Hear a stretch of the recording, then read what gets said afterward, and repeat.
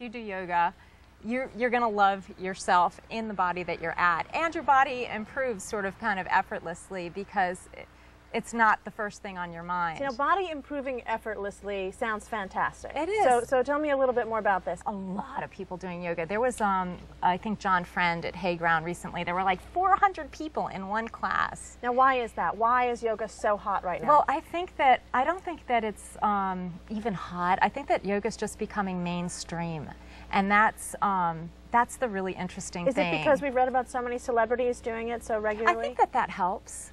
And, you know, people come to yoga because they're suffering somehow. You know, it could be like an emotional suffering, or it could be like their butt's big. That's still suffering, you know, like whatever the suffering is. But they come, and what happens is that you kind of you get in touch with yourself through the body. Now, you're doing it right now? We've got an instinct. Well, I am kind of, you know, I just find it very hard to sit in a chair. But, yeah, I am doing it right now. I'm just, yeah, you're doing it right now. Seaweed stick, yay. These are so good. Seaweed is like one of the most miraculous things for vegetarians. It has protein in it, it has enzymes in it, it has minerals in it. Now, you know I'm a vegetarian, that I don't eat a lot of fish. Correct.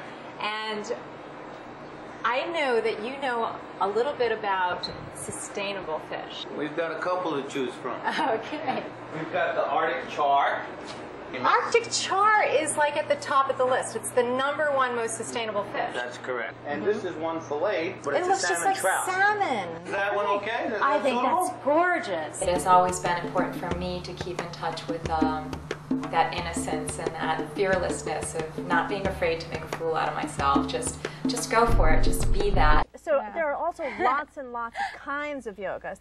There's like hot yoga. There really is only one kind of yoga. Yoga by definition means oneness and union. There's a lot of ways to get there.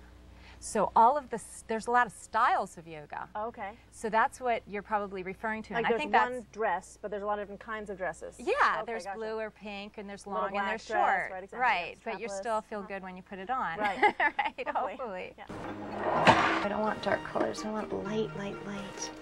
Yeah, light. I love pink. It's like the belly of a seashell.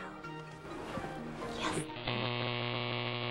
Mudra is the yoga asana of the hands and the fingers.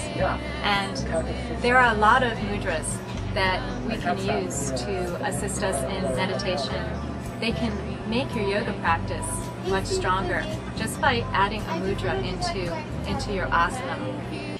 We're working on the miracle of the cycle of life. So of course we've chosen naturally butterflies and caterpillars, and kids got to play with the costumes, so that's hugely important to them.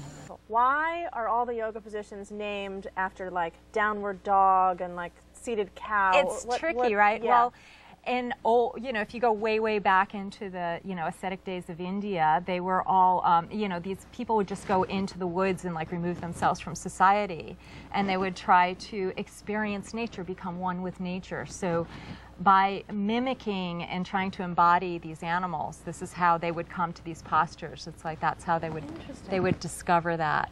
So, and as a matter of fact, down dog, I love it because I have a dog in my studio, my little dog, and every dog does that. Maybe this dog will do it for us, I don't know. But they like bow down and their hips go up and their arms reach down. So there's like this two-directional thing going. I see and honor the light that you are. Namaste. I'm Mary McGuire for Quest TV.